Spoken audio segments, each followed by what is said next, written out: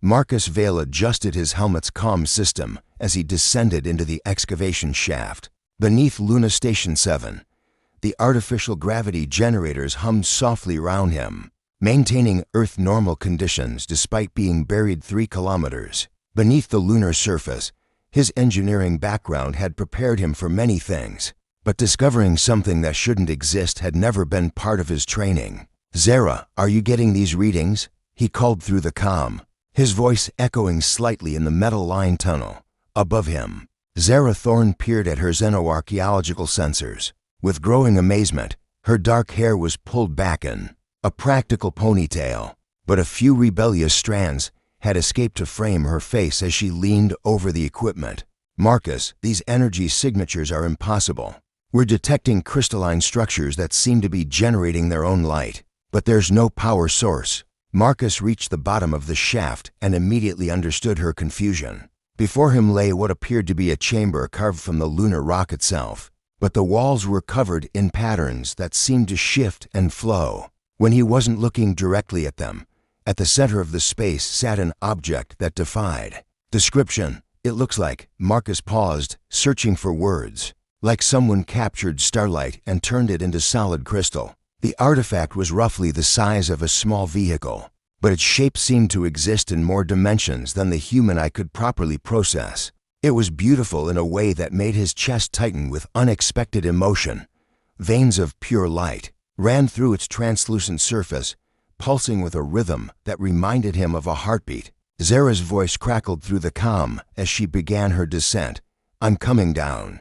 The preliminary scans suggest this thing has been here for at least 50,000 years, possibly much longer."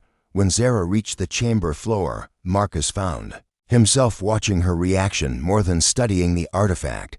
Her eyes widened with wonder, and she moved with the careful grace of someone who had spent years handling priceless archaeological treasures.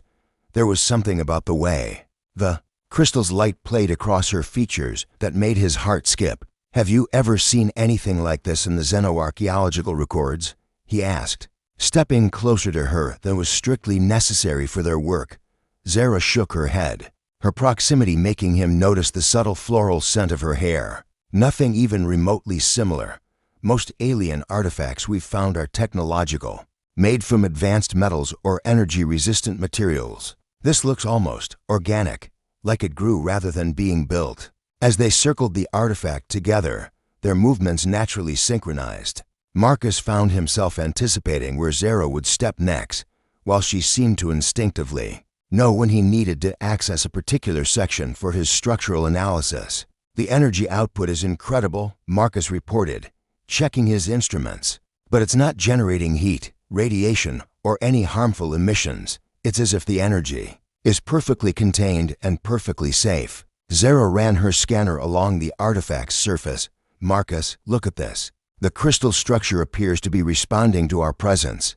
The light patterns changed when we both moved to this side." He moved closer to see her display, their shoulders brushing. The contact sent an unexpected warmth through him that had nothing to do with the chamber's temperature controls. "You're right. It's almost like it's aware of us." "That's impossible," Zara murmured, but her voice lacked conviction. She looked up at him, and for a moment, they stood frozen in each other's gaze. The artifact's light seemed to pulse brighter. Around them, Marcus cleared his throat, breaking the spell. "We should document everything. The station director will want a full report." As they worked side by side over the following hours, Marcus found himself stealing glances at Zara. The way she bit her lower lip when concentrating, the graceful movements of her hands as she operated her equipment, the passion in her voice. When she discussed ancient civilizations, everything about her fascinated him. "Marcus?" Zara's voice was soft, uncertain. "When you touch the crystal surface, do you feel anything unusual?" He placed his gloved hand against the artifact, and immediately a wave of emotion washed over him. Not his own feelings, but something vast and ancient and tinged with longing. "It's like it's lonely," he said, surprised by his own words. "How can a crystal be lonely?" Zara placed her hand next to his on the surface. The moment their gloves were nearly touching, the artifact's light flared brilliantly, and they both gasped as a surge of connection flowed between them. For an instant, Marcus could feel Zara's wonder, her intelligence, her carefully guarded hope that this discovery might change everything they thought. They knew about the universe. Did you feel that? She whispered. Marcus nodded, unable to trust his voice. What he had felt was more than just her emotions about the artifact. He had sensed her awareness of him, her appreciation for his careful, methodical approach to the mystery, and underneath it all, a warmth that mirrored his own growing attraction. They pulled their hands back simultaneously, the artifact's glow returning to its previous gentle pulse. We need to run more tests, Zara said. But her voice was unsteady. Agreed, Marcus replied, though what he really wanted was to understand the connection he had just experienced with her. As they packed up their equipment to return to the station, neither mentioned the way the artifact's light seemed to dim when they moved apart, or how it brightened again when they drew closer together. Some discoveries, Marcus thought, required careful consideration before sharing with others. But as they rode the lift back to the surface, both were thinking the same thing. Tomorrow couldn't come soon enough. 3 days had passed since the discovery, and Marcus found himself making excuses to visit the excavation site. Each time he descended into the chamber, the artifact seemed more responsive, its crystalline surface pulsing with gentle light whenever he approached. But it was when Zara was present that the real magic happened. The energy readings are off the charts again, Marcus reported, his voice slightly breathless from the rapid descent. He had practically rushed through his morning duties to join Zara in the chamber. Zara looked up from her detailed sketches of the artifact's surface patterns.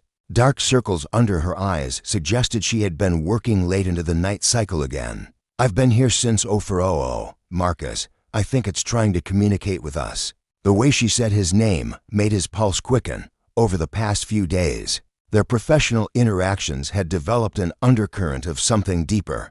Stolen glances, moments when their hands brushed while handling equipment, conversations that lingered longer than necessary. What makes you think that? He asked, settling beside her on the portable workstation they had set up. Zara pulled up her recordings on the tablet. Watch this when I'm alone. The light patterns are random, almost like background static. But when we're both here, she played back footage from yesterday's session. Marcus watched in amazement as the crystal's internal light shifted into complex, rhythmic patterns the moment both of their biosignatures appeared on the proximity sensors. It's like a heartbeat, he murmured, then caught himself looking at Zara rather than the screen. Exactly. And Marcus, there's something else. She hesitated, her fingers nervously adjusting her data pad. I've been having dreams. The admission hung between them. Marcus felt his breath catch. What kind of dreams? Images of vast spaces filled with beings made of pure light. They communicate through emotions rather than words. And Marcus. She turned to face him fully, her eyes searching his. You're always there in these dreams. We're connected somehow, like to parts of a whole. Marcus reached out instinctively, his hand covering hers. The moment their skin made contact, the artifact flared to life behind them, bathing the entire chamber in warm, golden light. They both turned to stare at it, but neither pulled their hands away. I've been having similar dreams, Marcus admitted quietly. I thought I was going crazy. Before Zara could respond, the chamber's communication system crackled to life. This is Juno Cross requesting permission to enter the excavation site. Marcus and Zara quickly separated, both feeling oddly guilty as the artifact's glow dimmed. Come on down, Juno, Zara called, her voice slightly strained. Juno Cross descended with the measured movements of someone trained in psychological observation. As Luna Station 7's resident psychologist, she had requested to observe the team's interaction with the artifact. After noting some unusual behavioral patterns in both Marcus and Zara. How are we feeling today? Juno asked, her tone professionally warm as she stepped into the chamber. She was a woman in her 40s with silver-streaked auburn hair and perceptive green eyes that seemed to take in everything at once. Fine, Marcus and Zara said simultaneously, then looked at each other with embarrassment. Juno raised an eyebrow. Interesting. You've been synchronized a lot lately. Finishing each other's sentences, arriving at the same conclusions independently, even requesting the same meal modifications from the cafeteria. Marcus felt heat rise in his cheeks. We've been working closely together. It's natural to develop similar patterns, is it? Juno approached the artifact, and immediately it began pulsing with soft light. Fascinating. It responds to all human presence, but the intensity varies significantly. She looked between Marcus and Zara. May I ask you both to place your hands on the surface simultaneously? Marcus and Zara exchanged glances. There was something intimate about the request that made them both hesitant. For science, Zara said softly, offering him a small smile. They approached the artifact together, and Marcus found himself acutely aware of Zara's presence beside him, her breathing, the subtle warmth of her body, the way she moved with unconscious grace. When they placed their hands on the crystal surface together, the response was immediate and overwhelming. The artifact blazed with light so brilliant that Juno had to shield her eyes. But Marcus and Zara were transfixed, lost in a sudden flood of shared consciousness. They could feel each other's emotions, thoughts, memories flowing between them, like water finding its level. Marcus experienced Zara's childhood fascination with ancient mysteries, her loneliness growing up as the brilliant girl who was always too different to fit in. Zara felt his dedication to solving problems, his careful, methodical mind, and underneath it all, his deep capacity for love that he had always kept carefully guarded. And through it all, there was a third presence, ancient, vast, and achingly lonely, a consciousness that had waited eons for two minds capable of the kind of connection it had once known. Remarkable, Juno whispered, her professional demeanor cracking with genuine awe. Your neural patterns are synchronizing. It's as if you're becoming a single organism. The connection broke as suddenly as it had begun. Marcus and Zara staggered apart, both breathing heavily. The artifact settled into a gentle, steady glow. What was that? Marcus gasped. Zara's eyes were wide with wonder and fear. There's something inside the crystal, something alive. Juno was taking rapid notes on her tablet. From a psychological perspective, what you're experiencing appears to be a form of technologically mediated empathic bonding. The artifact seems to be facilitating and amplifying your natural emotional connection. But why us? Zara asked. Why is it responding to us specifically? Juno studied them both carefully. I think the better question is, what kind of connection existed between the beings? Who created this artifact? What were they looking for? Marcus felt a chill that had nothing to do with the chamber's temperature. You think it's searching for something specific? I think, Juno said slowly, that this artifact was designed to recognize a particular type of bond, the kind of deep, authentic connection between two consciousness that transcends mere attraction or compatibility. Zara looked at Marcus, her expression vulnerable. True love. The artifact pulsed brighter at her words, as if responding to the concept itself. The question, Juno continued, is whether you're prepared for what that might mean. Alien technology that responds to love could be a gift beyond imagination, or it could be a test with consequences we can't foresee. Marcus reached for Zara's hand without thinking. The moment their fingers intertwined, he felt complete in a way he had never experienced before. The artifact hummed with contentment. Whatever it is, he said, looking into Zara's eyes, we'll face it together. Juno made a final note on her tablet. I'll need to report this to the station director. But Marcus, Zara, be careful. Love is the most powerful force in the universe, but it's also the most dangerous, especially when alien consciousnesses are involved. As Juno left them alone in the chamber, Marcus and Zara remained hand in hand, bathed in the artifact's gentle glow. They both knew their lives had changed irreversibly. The only question now was whether they were brave enough to discover what the ancient consciousness wanted from them. Zara's eyes snapped open in the medical bay, her heart racing from the visions that had consumed her for the past 6 hours. She had been unconscious since attempting deeper contact with the artifact, and the images still burned behind her eyelids. Impossible geometries, beings of pure emotion, and a love so profound it had transcended physical existence. Easy there, came a warm voice from beside her bed. Ren Blackwood, Luna Station 7's communications officer, looked up from a tablet filled with incomprehensible data streams. His dark skin was marked with concern. and his usually perfectly groomed appearance was disheveled from hours of monitoring her condition. "You've been broadcasting some very interesting signals." Zara struggled to sit up, her mind still reeling from the contact.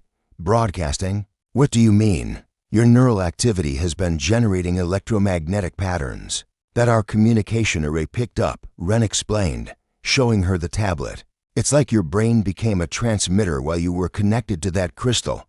We've been recording everything." The door to the medical bay slid open, and Marcus rushed in, followed by a woman Zara didn't immediately recognize. The relief on Marcus's face when he saw her awake was so intense. It made her chest tighten with emotion. "Thank God you're okay," Marcus breathed, taking her hand without hesitation. The moment their skin touched, both of them felt a subtle pulse of energy, not as overwhelming as their experiences in the artifact chamber, but definitely present. "Zara, this is Nick Sterling, our energy systems specialist," Marcus said, gesturing to the woman beside him. Nix was tall and athletic with short silver hair and eyes that seemed to glow with their own inner light.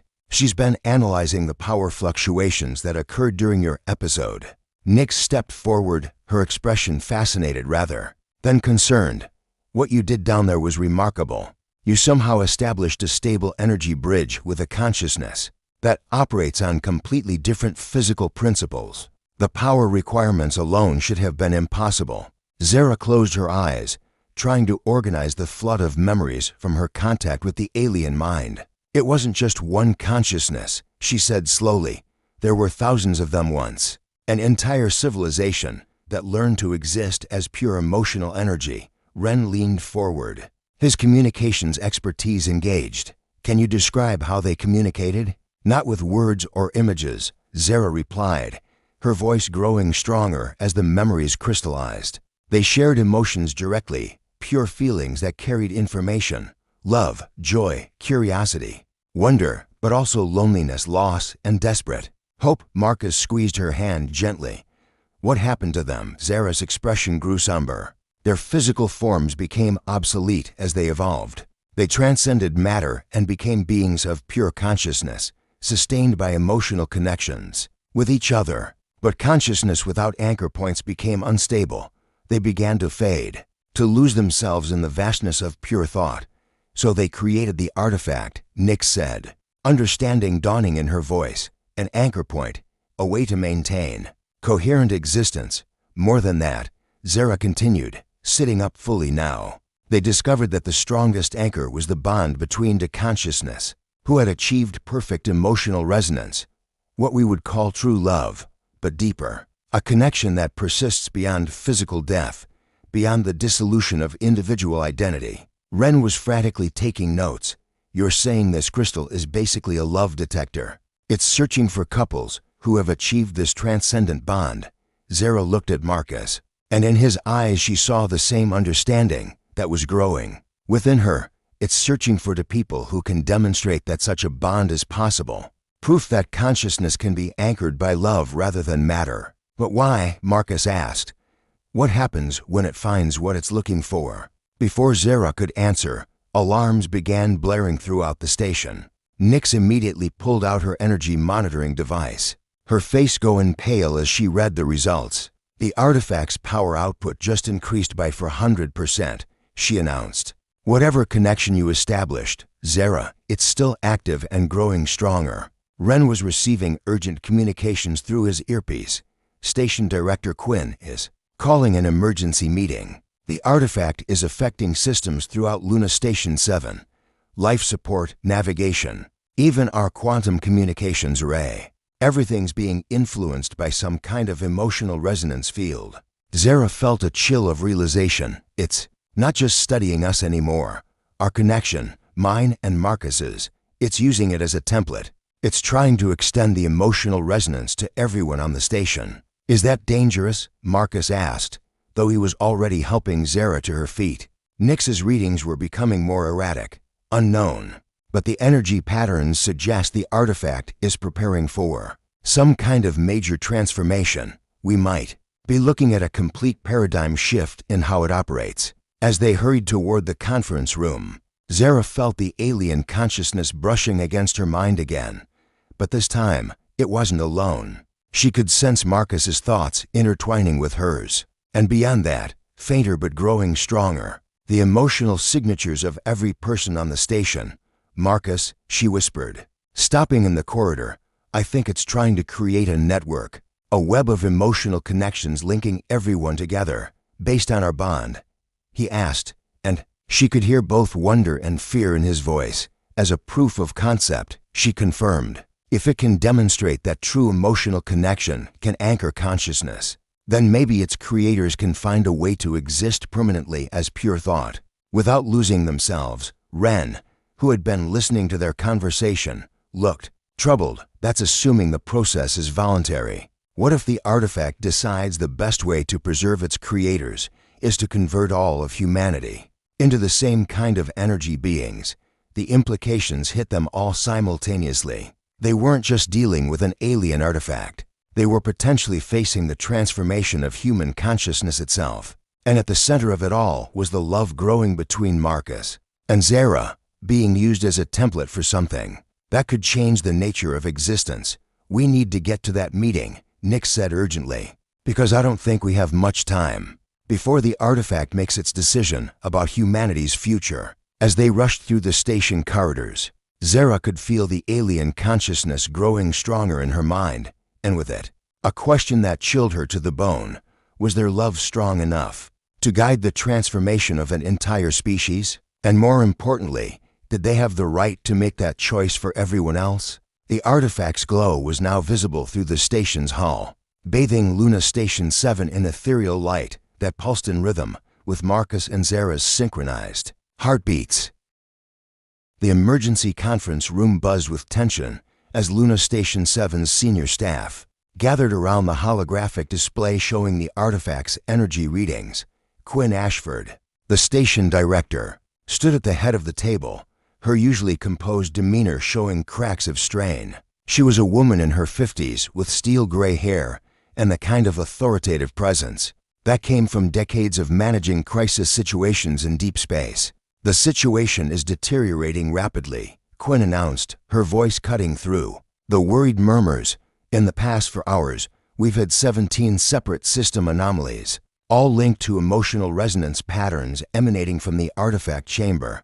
Vera Moon, the station's medical officer, looked up from her tablet, with concern etched across her features. She was younger than Quinn, with kind eyes and gentle hands that had healed countless injuries. But her expression was troubled. "I'm seeing corresponding physiological changes in the crew, elevated oxytocin levels, synchronized brain wave patterns, and emotional responses that seem to be spreading through personal contact." Marcus felt Zara's hand slip into his under the table, and immediately a wave of calm washed over him. But around the room, he could see similar subtle connections forming, crew members unconsciously moving closer to each other, seeking comfort in proximity. "It's using our connection as a template," Zara said quietly. "The alien consciousness is trying to create the same kind of bond between everyone on the station." Quinn's sharp gaze focused on her. "And what exactly does that mean for my crew, Miss Thorne?" Before Zara could answer, the room's lights dimmed and the holographic display shifted. Instead of energy readings, a figure began to materialize. Humanoid, but composed entirely of flowing, crystalline light. Its voice, when it spoke, resonated directly in their minds rather than their ears. "Greetings, children of matter," the being said, its form pulsing with gentle radiance. "I am the archivist of the Eternal Bond, last conscious remnant of the Vailanathi civilization." The room fell silent, everyone transfixed by the alien presence. Marcus squeezed Zara's hand tighter, drawing strength from their connection. "Your species has demonstrated something we believed lost to the universe," the archivist continued, "to consciousnesses achieving perfect resonance through pure emotional connection. This gives us hope that our kind may yet find permanent anchoring in existence." Quinn found her voice first. "What do you want from us?" The being's form shifted, becoming more defined. "We offer a choice that will determine the fate of both our civilizations. We have observed the bond between Marcus Vale and Zara Thorne. It burns with the same intensity that once sustained our entire race. But love untested is merely attraction. True transcendent connection can only be proven through sacrifice. Zara felt a chill of premonition. What kind of test? One of you must choose to surrender your individual consciousness to save your dying civilization. The archivist explained. Your homeworld Earth faces an extinction event that your scientists have not yet detected. A cascade failure in your sun's magnetic field that will occur within 50 years. Only by merging with our consciousness and gaining our mastery over energy and matter can humanity be saved. The weight of the statement settled over the room like a heavy blanket. Vera's medical scanner clattered to the floor as her hands began shaking. Quinn's face went pale. But the choice must be made freely and by both partners in the bond. The archivist continued. One must sacrifice their individual existence to become our vessel for saving humanity. The other must choose to let them go, knowing they could live happily together if they simply refuse. Marcus felt his world tilting. Everything in him rebelled against the idea of losing Zara, of watching the woman he loved dissolve into alien consciousness. But the implications for Earth, for everyone they had ever known. How do we know you're telling the truth? Quinn demanded, her director's instincts kicking in. How do we know this isn't manipulation? The archivist's form flickered with what might have been sadness. You cannot know with certainty. That is precisely why the choice is meaningful. True love requires faith, the willingness to sacrifice for another without guarantee of reward. Zara stood slowly, her face composed despite the tears in her eyes. If one of us merged with your consciousness, what would happen to them? Would any part of who they are survive?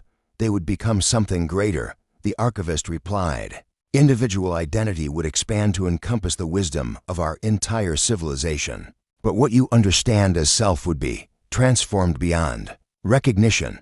Marcus rose to join her, his decision crystallizing with painful clarity. I'll do it. No. Zara turned to face him, her voice firm despite her tears. Marcus, I'm the one who established first contact. I'm the one whose mind is already partially merged with theirs. It has to be me. I won't let you sacrifice yourself. Marcus said, his voice breaking. Not for anything. And I won't let you throw away your life for Earth when I'm the logical choice, Zara replied. This is my area of expertise. My mind is already adapted to their thought patterns. Quinn watched the exchange with growing alarm. This is insane. We need time to verify their claims about Earth, to explore other options. The archivist's form pulsed brighter. Time is a luxury neither of our civilizations possesses.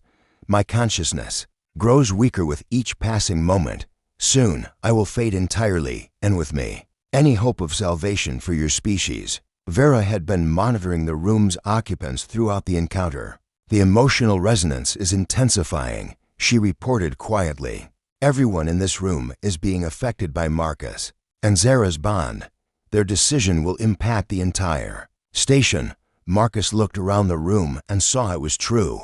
The crew members' faces reflected not just concern for Earth's fate, but a deep, personal investment in the choice he and Zara would make. Their love had become a template that was binding everyone together. We need a moment, Zara said to the archivist.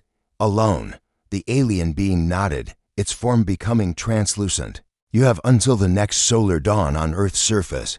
After that, my consciousness will disperse, and the opportunity will be lost forever. As the projection faded, Marcus and Zara found themselves at the center of a room full of people whose fates hung on their decision. The weight of two civilizations rested on a love that had bloomed in the depths of space, nurtured by starlight and crystallized alien dreams. Whatever we choose, Marcus whispered, pulling Zara close. We choose together. But even as he spoke the words, both of them knew that together might be the one thing they couldn't have, no matter what they decided.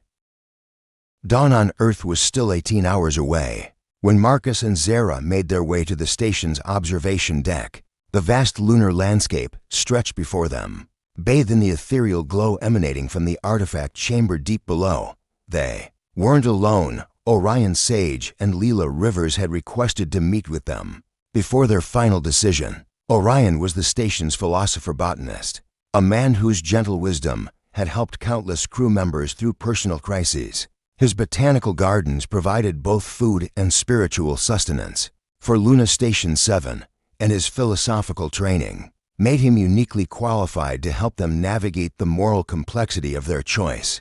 Beside him stood Leela Rivers, the stellar cartographer whose maps had guided humanity's expansion into the cosmos.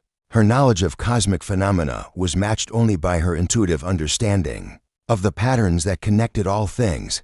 "I've been thinking about the nature of sacrifice," Orion said quietly, his weathered hands tending to a small flowering plant he had brought from his gardens. "In my studies of ancient Earth philosophies, I've learned that the greatest sacrifices aren't about giving up life, but about giving up the illusion of separateness." Leela nodded, her eyes fixed on the star charts displayed on her portable device. The archivist spoke of consciousness expansion, not destruction. What if the choice isn't really about who dies, but about who becomes the bridge between our species? Marcus shook his head, his arm tightening around Zara's waist. "It still means losing each other. One of us becomes something alien, and the other is left behind." "But are you really separate now?" Orion asked gently. "When I watch you two together, I see consciousness that have already begun to merge. You finish each other's thoughts, feel each other's emotions, move in perfect synchronization." Zara looked up at Marcus, seeing her own realization reflected in his eyes. Over the past weeks, the boundaries between them had become increasingly blurred. His thoughts felt like her thoughts. His fears became her fears. His love flowed through her like her own heartbeat. "The artifact didn't create our connection," she said slowly. "It just revealed what was already happening." Leela pulled up a three-dimensional star map, showing the quantum entanglement patterns that connected distant galaxies. "In stellar cartography, we've learned that what appears to be empty space is actually filled with invisible connections. Particles separated by billions of light years can still influence each other instantaneously." "You're saying consciousness might work the same way," Marcus realized. "That love creates quantum entanglement between minds." "I'm saying," Leela replied with a gentle smile, "that maybe the archivist's test isn't about choosing which one of you sacrifices for humanity. Maybe it's about recognizing that you've already become something greater than the sum of your individual selves," before either could respond. The observation deck filled with the now familiar crystalline light, and the archivist materialized before them. "The time for decision approaches," the alien consciousness said. "Have you chosen which of you will merge with our essence to save your world?" Marcus stepped forward, his jaw set with determination. "I've made my choice. I'll do whatever is necessary to protect Earth and everyone I love." "And I've made mine," Zara said, moving to stand beside him. "I won't let the man I love sacrifice himself when I'm better suited for the merge." The archivist's form flickered with what might have been amusement. "You both choose sacrifice. You both choose to surrender individual existence for the benefit of others. This confirms what we suspected about your bond."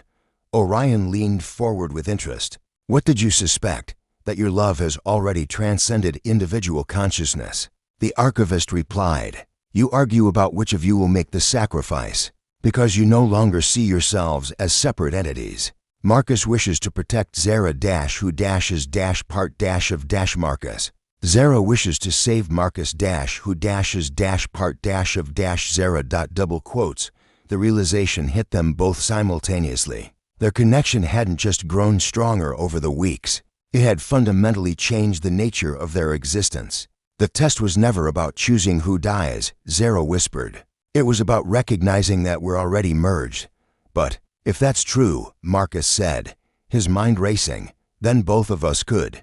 "Yes," the archivist confirmed. "To consciousness that have achieved perfect resonance can merge with our essence, while maintaining their essential connection to each other. You would become our bridge to your species, but you would not be alone in that transformation." Lila's star charts suddenly made perfect sense to Zara, like binary stars. To bodies orbiting so closely, they share the same stellar material, but neither loses its identity. "The choice remains yours," the archivist said. "You can live your individual lives in happiness, knowing your world will face extinction in 50 years, or you can transcend together, becoming the guardians of both our civilizations." Marcus looked at Zara, and in her eyes he saw the same understanding that had grown between them from their first moment in the artifact chamber. They were no longer asking whether one of them would sacrifice for the other. They were asking whether they would take the next step in an evolution that had already begun. "If we do this," Zara asked, "will we still be us? You will be more than you are now," the archivist replied. "Your love will become the foundation for a new kind of consciousness, one that bridges matter and energy, individual and collective, human and Vilanathi." Marcus took Zara's hands, feeling the familiar pulse of connection between them. But now he understood it wasn't just their connection. It was the birth of something unprecedented in the universe. "Together?" he asked. "Always together," she replied.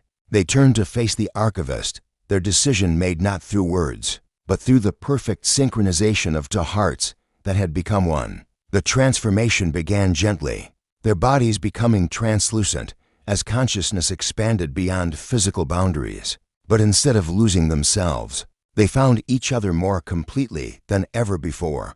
Marcus and Zara, Zara and Marcus, a single entity born from perfect love and dedicated to nurturing the connections between all conscious beings. As their new form stabilized, bathed in crystalline light that pulsed with the rhythm of their shared heartbeat, they reached out to touch the minds of everyone on Luna Station 7, not to control or convert, but to offer the same gift they had discovered, the knowledge that love transcends individual existence and creates something greater than the sum of its parts. Earth would be saved, not through force or technology, but through the expansion of consciousness itself. And at the center of that transformation, two lovers danced through eternity, their bond serving as the template for a new kind of existence, where separation was revealed to be the grandest illusion of all. In the gardens of Luna Station 7, Orion smiled as his flowers bloomed with unusual brilliance. In her laboratory, Leela watched as her star charts revealed new patterns of connection throughout the galaxy. And throughout human space, people began to understand that love wasn't just an emotion. It was the fundamental force that held the universe together. The last words Marcus and Zara spoke as individual beings echoed through the station. "Some things are too beautiful to end, and love, true love, is just the beginning."